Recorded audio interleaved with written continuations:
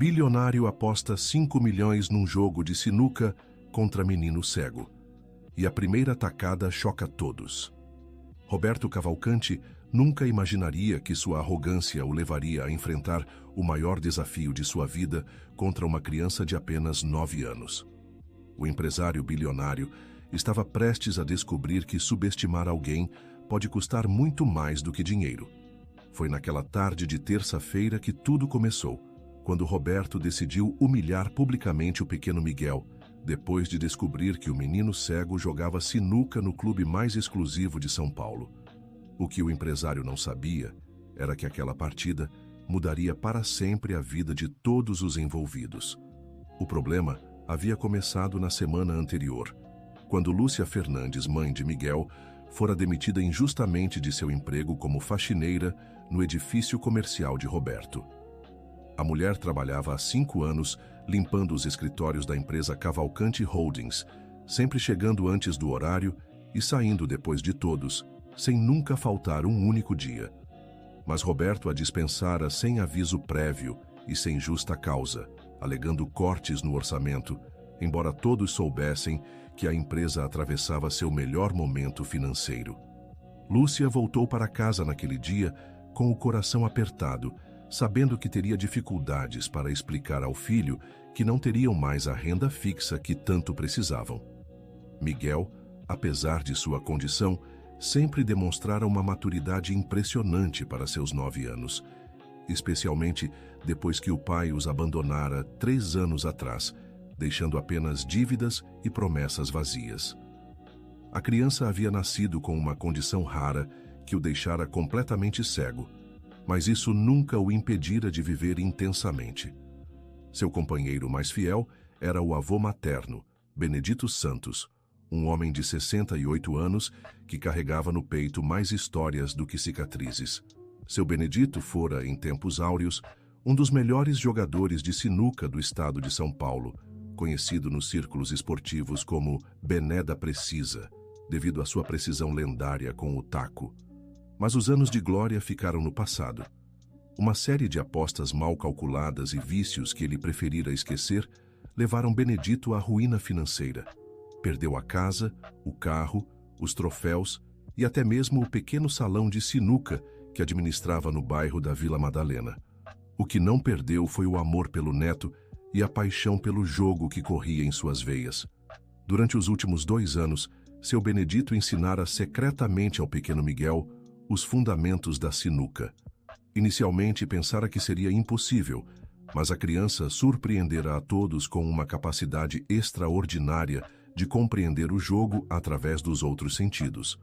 Miguel desenvolvera uma percepção acústica tão apurada que conseguia identificar a posição exata das bolas pelo som que faziam ao se chocar, calculava ângulos pela reverberação dos sons nas paredes e sentia as vibrações da mesa através dos pés. O menino treinava escondido da mãe, que trabalhava até tarde para sustentar a família. Seu Benedito o levava ao clube municipal nas manhãs de terça e quinta-feira, quando o local ficava praticamente vazio. Ali, avô e neto passavam horas aperfeiçoando uma técnica única, criada especialmente para as limitações e potencialidades de Miguel. Querido ouvinte, se você está gostando da história, aproveite para deixar o like e principalmente se inscrever no canal. Isso ajuda muito a gente que está começando, agora continuando. Roberto Cavalcanti descobriu sobre o talento de Miguel de forma puramente casual. Numa dessas manhãs de quinta-feira, o empresário decidira visitar o clube para uma reunião de negócios no restaurante anexo. Chegou mais cedo que o previsto e, caminhando pelos corredores, ouviu o som característico das bolas de sinuca se chocando. Curioso, seguiu o barulho até encontrar uma cena que o deixou intrigado. Um menino claramente cego estava jogando com um senhor idoso, e suas jogadas eram surpreendentemente precisas. Roberto observou por alguns minutos, escondido atrás de uma coluna. Viu Miguel acertar sequências impressionantes de tacadas, sempre orientado pelos sussurros carinhosos do avô. O empresário, no entanto, interpretou a situação de forma completamente equivocada. Em sua mente arrogante, concluiu que se tratava de algum tipo de truque ou encenação. Afinal, como uma criança cega poderia jogar sinuca com tamanha habilidade? Intrigado e um pouco irritado por estar sendo enganado, Roberto decidiu investigar mais. Perguntou ao gerente do clube sobre aqueles 2 frequentadores matinais e descobriu que se tratava de Benedito Santos e seu neto Miguel. O nome Benedito despertou uma vaga lembrança em Roberto, mas ele não conseguiu identificar de onde conhecia aquele homem. Foi o filho do gerente, um rapaz de 20 e poucos anos apaixonado por sinuca, quem esclareceu a situação. Benedito Santos era uma lenda viva do esporte, um dos maiores talentos que o Brasil já produzira na modalidade. Roberto ficou ainda mais intrigado. Como um ex-campeão chegara àquela situação de aparente penúria, treinando um neto cego num clube municipal? A curiosidade de Roberto transformou-se rapidamente em uma ideia que considerou brilhante. Se aquele menino realmente sabia jogar, seria uma oportunidade perfeita para se divertir às custas de 2 pessoas que considerava inferiores. O empresário começou a arquitetar um plano que satisfaria sua necessidade de humilhar aqueles que julgava menos favorecidos. Durante alguns dias, Roberto colheu informações sobre a família. Descobriu que Lúcia trabalhara em seu prédio até a semana anterior, informação que o surpreendeu, pois ele sequer sabia o nome de seus funcionários terceirizados. Soube também sobre as dificuldades financeiras que enfrentavam, especialmente com os problemas cardíacos de Benedito, que precisava de uma cirurgia urgente que a família não tinha condições de pagar. Roberto viu nessas informações a oportunidade perfeita para executar seu plano cruel. Convidaria a família para uma partida de sinuca em seu clube privado, apostaria uma quantia significativa contra o menino cego e, quando vencesse facilmente, humilharia publicamente aquelas pessoas, provando sua superioridade social e financeira. O empresário não fazia ideia de que estava prestes a enfrentar uma das maiores lições de sua vida. Na manhã de terça-feira, Roberto fez a proposta à família através de um intermediário. Ofereceu 5 milhões de reais numa única partida de sinuca, ele contra Miguel. Se o menino vencesse, levaria o dinheiro. Se perdesse, a família assinaria um documento concordando em nunca mais pisar naquele clube e assumiria publicamente que havia tentado aplicar um golpe no empresário. Lúcia ficou horrorizada com a proposta. Sabia que se tratava de uma armadilha e implorou ao pai para recusar. Benedito também estava hesitante, mas Miguel surpreendeu a todos ao aceitar imediatamente. "Vovô, você sempre me ensinou que um jogador de verdade não foge de desafio", disse o menino com uma determinação que surpreendeu os adultos. "E nossa família precisa desse dinheiro para sua cirurgia." "Mas, Miguel, esse homem vai tentar te prejudicar de todas as formas possíveis", argumentou Lúcia com lágrimas nos olhos. "Mamãe, você sempre me ensinou que o que importa não é como os outros nos veem, mas como agimos diante das dificuldades", respondeu Miguel, segurando a mão da mãe. "Eu sei que posso vencer." Benedito olhou para o neto por um longo momento. Via naqueles olhos cobertos pelos óculos escuros uma confiança que há muito não sentia em si mesmo. Talvez fosse a hora de apostar novamente, não em si, mas no talento extraordinário que ajudara a desenvolver. "Se você tem certeza, meu neto, então vamos aceitar", disse finalmente Benedito. "Mas lembre-se de tudo o que conversamos sobre jogar com o coração, não apenas com a técnica." A partida foi marcada para a tarde seguinte no Clube Ipiranga, o mais exclusivo da cidade, frequentado apenas pela elite paulistana. Roberto fez questão de convidar dezenas de pessoas para assistir àquilo que considerava seu espetáculo particular de humilhação. O salão de sinuca do clube era um ambiente impressionante, com mesas de ardósia inglesa, iluminação profissional e decoração clássica que remetia aos grandes clubes europeus. As paredes eram cobertas por madeira nobre e exibiam fotos de grandes momentos do esporte, troféus antigos e tacos históricos. Quando Miguel chegou acompanhado da mãe e do avô, um burburinho percorreu o salão. Muitos dos presentes conheciam Roberto e esperavam assistir a mais uma demonstração de sua arrogância, mas poucos imaginavam que o adversário seria uma criança cega. Miguel caminhava com desenvoltura pelo ambiente, orientando-se pelos sons e pelo toque suave da mãe em seu ombro.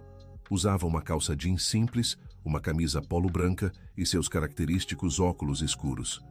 Carregava um estojo de couro desgastado que continha o taco especial que Benedito mandara fazer sob medida para suas pequenas mãos.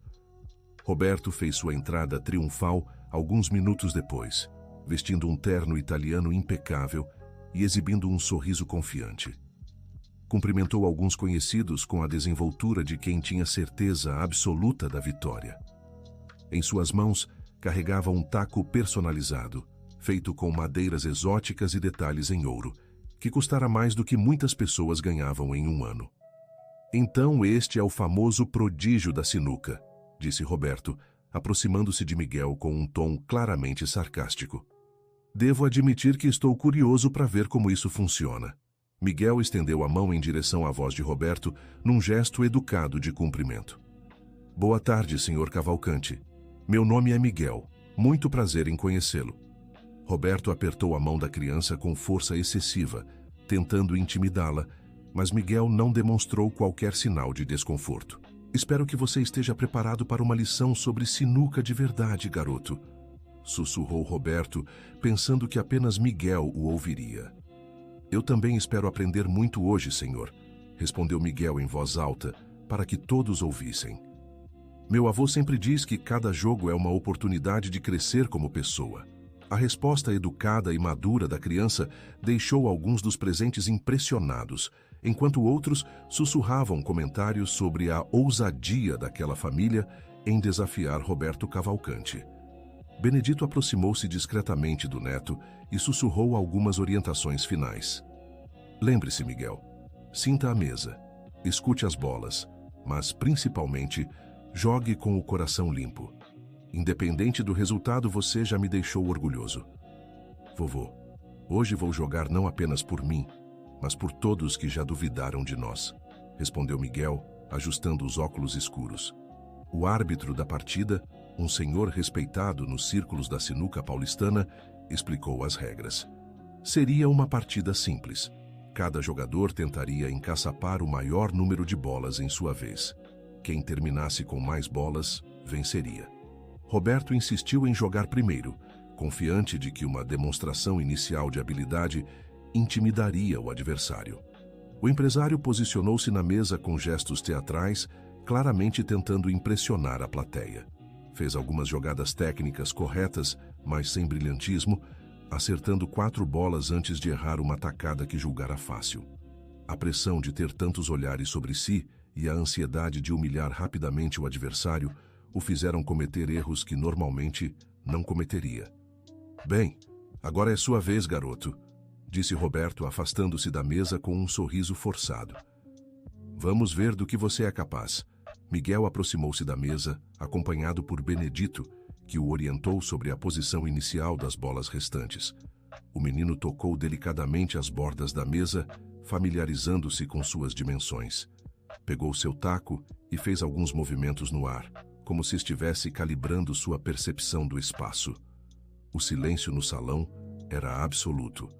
Até mesmo os funcionários do clube interromperam suas atividades para observar aquela cena inusitada. Miguel posicionou-se para sua primeira tacada, concentrando-se profundamente. Inclinou ligeiramente a cabeça, como se estivesse ouvindo algo que apenas ele conseguia perceber. E então, com um movimento fluido e preciso, Miguel executou sua primeira jogada. Querido ouvinte, se você está gostando da história, aproveite para deixar o like e principalmente se inscrever no canal. Isso ajuda muito a gente que está começando. Agora continuando. O som do taco atingindo a bola branca ecoou pelo salão com uma precisão musical. A bola deslizou pela mesa, descrevendo uma trajetória perfeita. Atingiu a bola número 3 em cheio e a enviou diretamente para a caçapa do canto. Mas não parou por aí. A bola branca continuou seu percurso calculado, bateu na tabela lateral com o ângulo exato e veio atingir a bola número 7, que também foi parar na caçapa. Um murmúrio de surpresa percorreu a plateia, mas Miguel ainda não havia terminado. A bola branca, seguindo uma física que parecia desafiar a lógica, rolou lentamente em direção à bola número 12. Tocou-a com delicadeza e a dirigiu para uma terceira caçapa. 3 bolas em uma única tacada. O silêncio que se seguiu foi ensurdecedor. Roberto, que até então observava com um sorriso sarcástico, sentiu o sangue gelar nas veias. Sua expressão de superioridade transformou-se em perplexidade absoluta. Várias pessoas na plateia soltaram exclamações abafadas de admiração e incredulidade. Como isso é possível? Murmurou alguém na multidão. Miguel permaneceu concentrado, aparentemente alheio ao impacto que sua jogada causara. Benedito, apesar de conhecer o talento do neto, também ficou emocionado com a precisão daquela sequência. Foi sorte, gritou Roberto tentando diminuir o feito. Uma criança cega não pode jogar dessa forma. Isso é impossível. Senhor Cavalcante, disse Miguel virando-se em direção à voz do empresário. Meu avô sempre me ensinou que na sinuca não existe sorte, apenas preparo encontrando oportunidade. A resposta serena da criança irritou ainda mais Roberto, que começou a perceber que poderia ter subestimado gravemente a situação. Olhou ao redor e viu que muitos dos presentes agora observavam Miguel com admiração genuína, em vez da piedade condescendente que esperava. Vamos ver se você consegue repetir, disse Roberto, tentando manter a compostura. Miguel continuou seu turno e executou mais 4 jogadas consecutivas, cada uma mais impressionante que a anterior. Em uma delas, fez a bola branca contornar 2 outras bolas, numa trajetória que parecia geometricamente impossível. Em outra, usou uma combinação de força e efeito que mandou uma bola para a caçapa depois de 3 ricochetes nas tabelas. A plateia agora assistia em silêncio respeitoso, percebendo que estavam diante de algo realmente especial. Alguns começaram a questionar suas próprias percepções sobre limitações e capacidades humanas. Roberto sentia o suor escorrer por sua testa. Em sua arrogância, apostara 5 milhões de reais numa situação que julgara ser uma brincadeira cruel. Mas agora percebia que poderia estar enfrentando um adversário genuinamente superior. Quando Miguel finalmente errou uma tacada, uma jogada extremamente difícil que 90% dos jogadores profissionais também errariam, Roberto voltou à mesa, com as mãos tremendo ligeiramente. A pressão havia se invertido completamente. Agora, era ele quem precisava provar seu valor diante de uma criança que o superara de forma humilhante. O empresário tentou se concentrar, mas sua mente estava perturbada. Conseguiu acertar apenas 2 bolas antes de cometer um erro grosseiro que deixou a mesa em posição favorável para Miguel. A cada erro, sua frustração crescia e, com ela, sua agressividade. Você está colando, acusou Roberto, aproximando-se ameaçadoramente de Miguel. Ninguém joga assim sem enxergar. Você deve estar fingindo ser cego. O silêncio no salão tornou-se tenso. Benedito deu um passo à frente, pronto para defender o neto, mas Miguel o deteve com um gesto. Senhor Cavalcante, se o senhor quiser, posso retirar meus óculos para que todos vejam meus olhos, disse Miguel com uma calma impressionante. Nasci com uma condição que me deixou completamente cego. Isso nunca foi segredo para ninguém. Então, como você consegue jogar dessa forma? Insistiu Roberto, agora com um tom mais defensivo do que agressivo. Meu avô me ensinou que a sinuca não é apenas um jogo da visão, mas de todos os sentidos, explicou Miguel. Aprendi a sentir as vibrações da mesa, a ouvir o som que cada bola faz ao rolar, a calcular ângulos pela acústica do ambiente. Quando você não pode ver, precisa aprender a perceber o mundo de outras formas. A explicação de Miguel foi dada com tanta simplicidade e sinceridade que até mesmo Roberto começou a se sentir desconfortável com suas acusações. Alguns dos presentes começaram a aplaudir discretamente, admirados não apenas pela habilidade da criança, mas por sua maturidade em lidar com as provocações. Além disso, continuou Miguel, meu avô sempre me disse que o mais importante na sinuca não é vencer o adversário, mas superar a si mesmo a cada jogada. Benedito, ouvindo as palavras do neto, sentiu os olhos marejarem. Reconhecia naquelas frases os ensinamentos que havia passado ao longo de meses de treino, mas também percebia que Miguel havia internalizado muito mais do que apenas técnicas de jogo. Roberto voltou à mesa em silêncio, claramente abalado.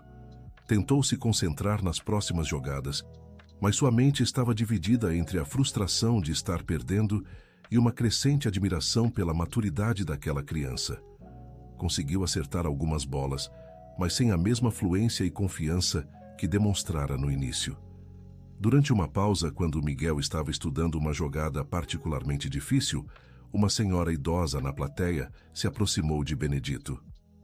Desculpe a intromissão, mas o senhor não é Benedito Santos, o Bené da Precisa? Perguntou a senhora com um sorriso nostálgico. Benedito ficou surpreso ao ser reconhecido depois de tantos anos. Sou sim, senhora, mas isso foi há muito tempo. Eu me lembro dos seus jogos no torneio paulista dos anos 80, disse a senhora com os olhos brilhando. Meu falecido marido era apaixonado por sinuca e sempre dizia que o senhor era o melhor jogador que ele já tinha visto. Falava que o senhor tinha uma técnica única, quase artística. A senhora é muito gentil, respondeu Benedito, emocionado por alguém ainda se lembrar daqueles tempos. E agora vejo que o senhor passou esse dom para seu neto, continuou a senhora. Que orgulho deve ser para o senhor ver aquele menino jogar dessa forma. Benedito olhou para Miguel, que naquele momento executava mais uma jogada perfeita, e sentiu uma mistura de orgulho e arrependimento. Orgulho pelo talento extraordinário do neto, mas arrependimento por todos os erros que cometera no passado e que levaram a família à situação financeira em que se encontravam. Sabe, Dona Margot Whittaker. Dona Margot, por muitos anos achei que sinuca era apenas sobre vencer, sobre ser melhor que os outros. Perdi muita coisa pensando assim. Mas ensinando o Miguel, descobri que o jogo é muito mais sobre descobrir quem você realmente é. A conversa foi interrompida por uma exclamação coletiva da plateia. Miguel havia acabado de executar uma sequência de 5 bolas consecutivas, incluindo uma jogada que contornou 4 obstáculos numa trajetória que desafiava qualquer explicação lógica. Roberto observava tudo isso com uma mistura de fascínio e terror. Percebia que não estava apenas perdendo uma aposta, mas sendo confrontado com suas próprias limitações e preconceitos. Aquela criança cega estava lhe dando uma lição de humildade que jamais imaginara ser possível. Querido ouvinte, se você está gostando da história, aproveite para deixar o like e principalmente se inscrever no canal. Isso ajuda muito a gente que está começando, agora continuando. Quando chegou sua vez novamente, Roberto tentou uma jogada arriscada para impressionar a plateia e diminuir a vantagem de Miguel. Mas a pressão e a ansiedade o traíram. Errou feio, deixando a mesa numa posição ainda mais favorável para seu adversário. Droga! Exclamou Roberto, batendo o taco na mesa com força. Senhor Cavalcante, disse Miguel aproximando-se respeitosamente. Meu avô sempre me ensina que a raiva é inimiga da precisão. Quando ficamos nervosos, perdemos a capacidade de sentir o jogo. A observação da criança, feita sem qualquer tom de superioridade, apenas deixou Roberto mais irritado. Não preciso de conselhos de uma criança, retrucou o empresário. Tem razão, senhor. Peço desculpas, respondeu Miguel, recuando educadamente. A humildade de Miguel diante da grosseria de Roberto causou um murmúrio desaprovador na plateia. Algumas pessoas começaram a demonstrar abertamente sua torcida pela criança, o que deixou o empresário ainda mais desconfortável. O jogo prosseguiu com Miguel mantendo uma vantagem confortável. A cada rodada, sua precisão e criatividade impressionavam mais os espectadores. Roberto, por sua vez, parecia entrar numa espiral descendente, errando jogadas que normalmente acertaria com facilidade. Durante uma das pausas, Lúcia se aproximou de Benedito com lágrimas nos olhos. Pai, estou com medo, sussurrou ela. Esse homem está ficando cada vez mais agressivo. E se ele tentar prejudicar o Miguel de alguma forma? Filha, olhe ao redor, respondeu Benedito, apontando discretamente para a plateia. Metade dessas pessoas já está do nosso lado. Roberto pode ser poderoso, mas não é louco. Ele não fará nada público que possa prejudicar sua reputação. De fato, a atmosfera no salão havia mudado completamente. O que começara como um espetáculo de humilhação transformara-se numa demonstração de talento e caráter. Muitos dos presentes agora viam Roberto como o vilão da história e Miguel como um herói improvável. Entre os espectadores estava Dr. Fernando Moraes, um renomado cardiologista que frequentava o clube. Ele havia sido atraído pelo burburinho e ficara para assistir à partida.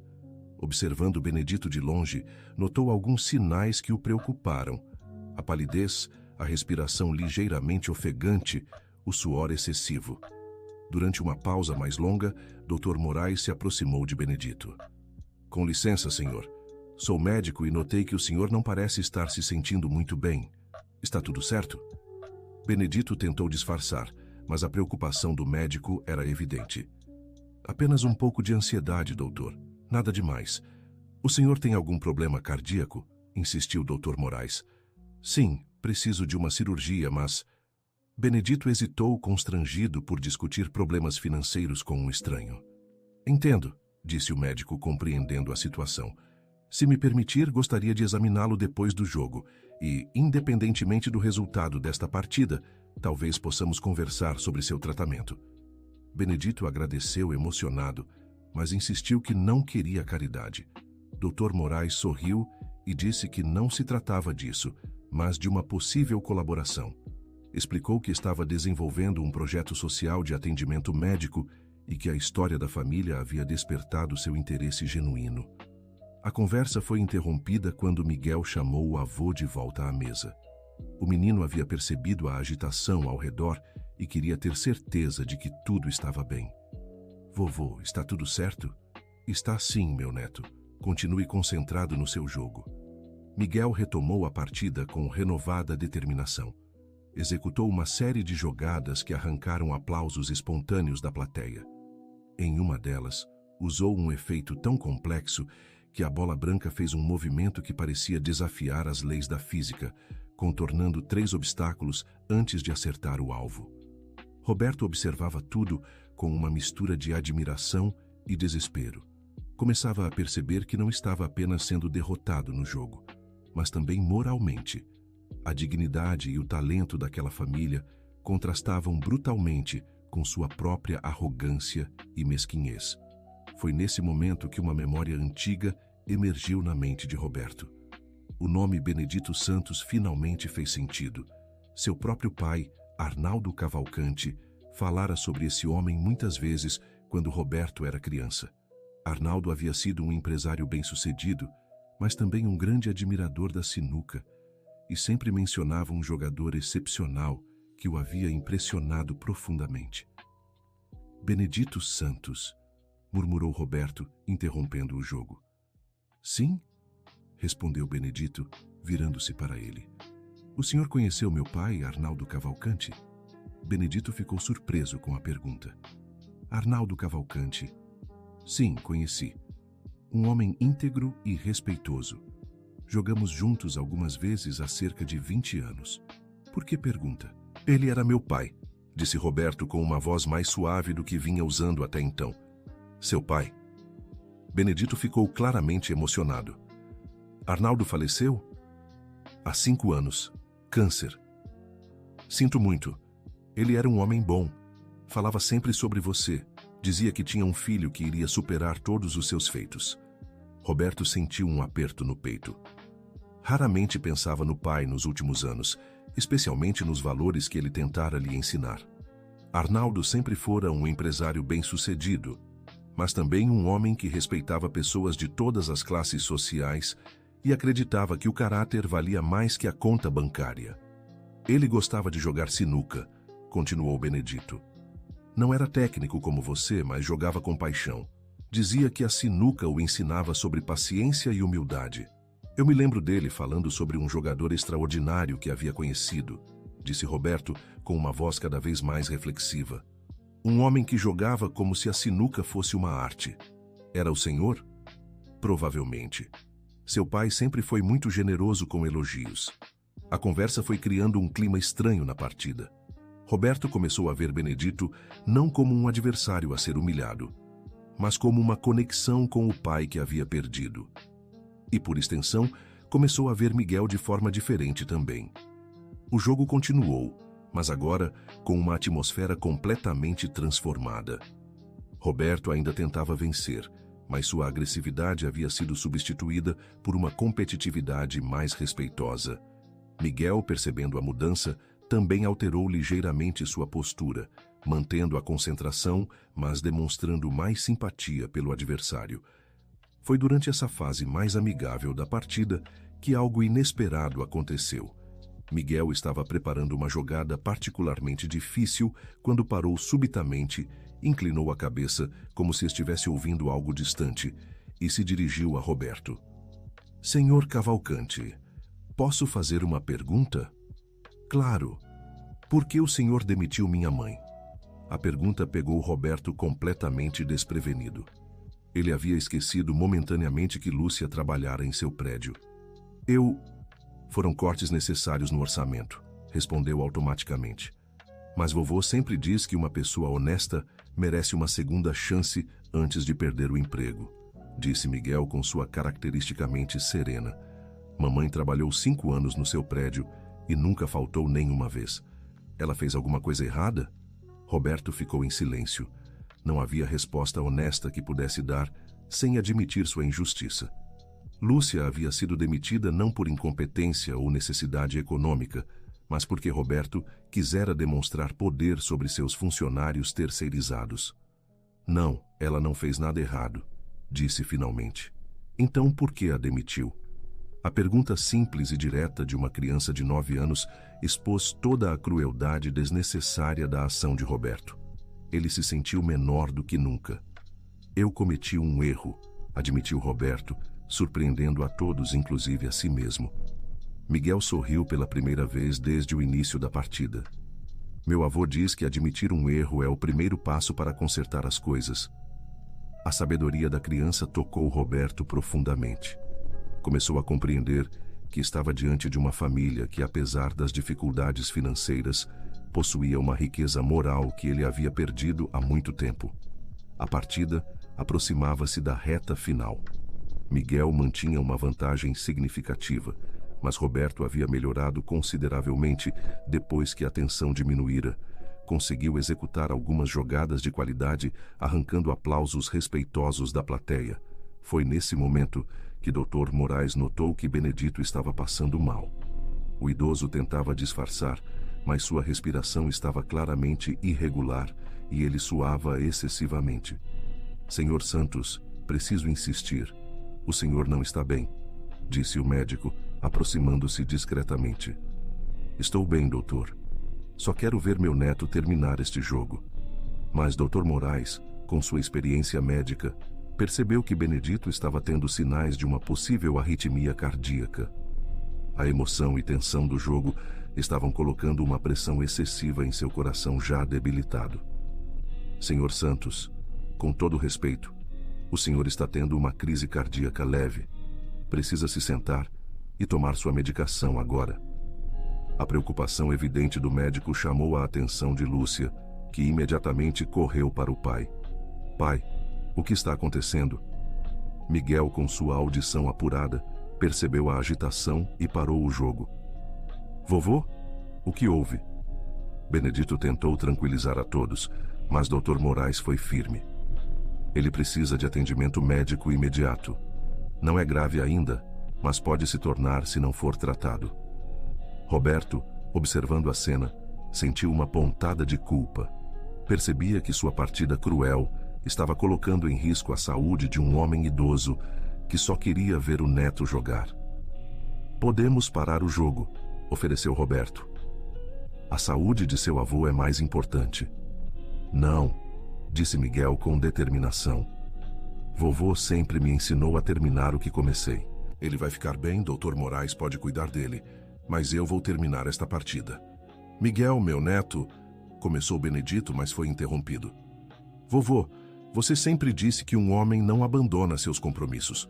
Este jogo não é só sobre dinheiro, é sobre nossa família mostrar que somos dignos de respeito." Dr. Moraes administrou a medicação de emergência que carregava consigo e ajudou Benedito a se sentar numa cadeira confortável, de onde ainda poderia acompanhar o final da partida. O médico permaneceu ao seu lado, monitorando constantemente seus sinais vitais. O jogo chegou às jogadas finais, com Miguel mantendo uma vantagem clara, mas não decisiva. Roberto tinha uma última chance de empatar se conseguisse acertar uma sequência perfeita de jogadas. O empresário posicionou-se na mesa com uma mistura de concentração e resignação. Percebera que, independentemente do resultado, havia perdido muito mais do que ganhara naquela tarde. Sua arrogância o expusera diante de dezenas de pessoas, e ele começava a compreender o tipo de homem que havia se tornado. Executou suas jogadas finais com competência, mas sem a pressão desesperada de vencer a qualquer custo. Conseguiu diminuir a diferença, mas não o suficiente para empatar. Chegou então o momento da última jogada de Miguel. O menino precisava acertar apenas uma bola para garantir a vitória definitiva. Era uma jogada relativamente simples, que ele havia feito dezenas de vezes durante os treinos. Miguel aproximou-se da mesa e assumiu sua posição. O silêncio no salão era absoluto. Mesmo Roberto segurava a respiração, paradoxalmente torcendo pela criança que o estava derrotando. O menino concentrou-se por um longo momento, depois posicionou o taco e mirou cuidadosamente. Fez um movimento suave e preciso que se tornara sua marca registrada. A bola branca deslizou pela mesa, atingiu o alvo em cheio e o enviou diretamente para a caçapa. Miguel havia vencido. A explosão de aplausos foi imediata e emocionada. Pessoas que chegaram torcendo contra a família agora celebravam a vitória da criança cega que havia conquistado não apenas a partida, mas os corações de todos os presentes. Lúcia correu para abraçar o filho, chorando de emoção e alívio. Benedito, apesar da fraqueza, levantou-se da cadeira e caminhou até o neto para um abraço que valia mais que qualquer prêmio. Roberto permaneceu parado por um longo momento, absorvendo a realidade de sua derrota. Depois, surpreendentemente, começou a aplaudir também. "Parabéns, Miguel", disse aproximando-se da família. "Você jogou melhor do que qualquer adversário que já enfrentei." "Obrigado, Sr. Cavalcante. Foi uma honra jogar contra o senhor." Roberto tirou do bolso um cheque já preenchido com o valor da aposta. R$5 milhões conforme combinado, disse entregando o papel a Lúcia. Mas então, para surpresa de todos, adicionou: "E quero propor algo mais.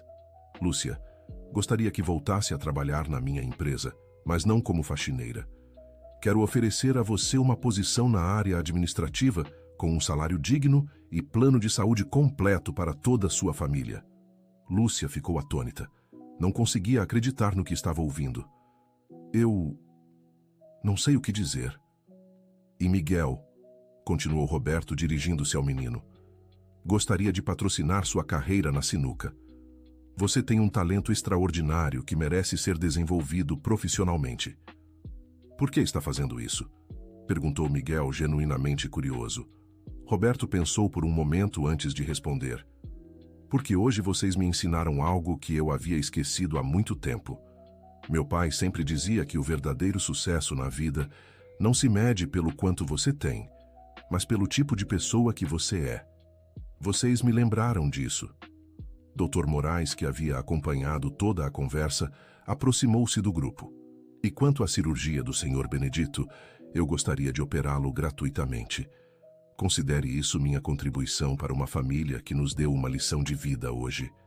Benedito estava visivelmente emocionado. "Doutor, não posso aceitar caridade." "Não é caridade, Sr. Santos. É respeito. Respeito pelo homem que seu falecido genro sempre admirou e pelo educador extraordinário que criou essa criança excepcional." Fim da história. Agora nos conte o que achou dessa história incrível. Você acredita que Miguel tomou a decisão certa ao aceitar o desafio? Como você se sentiria no lugar de Roberto ao descobrir que havia subestimado uma criança? Deixe sua opinião sincera nos comentários e compartilhe de onde está nos assistindo. Muito obrigado pela companhia. Não esqueça de deixar seu like e principalmente se inscrever no canal para não perder outras histórias emocionantes como esta.